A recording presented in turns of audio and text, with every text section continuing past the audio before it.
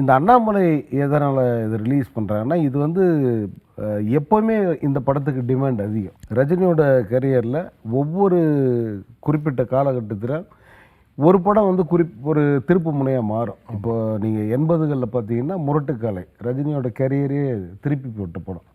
அப்புறம் பில்லா, அந்த மாதிரி ஒவ்வொரு காலகட்டத்திலையும் ஒரு படம். இந்த 90ஸில் பார்த்தீங்கன்னா தளபதி முதல்ல, அதுக்கு அடுத்து பார்த்தா இந்த அண்ணாமலை.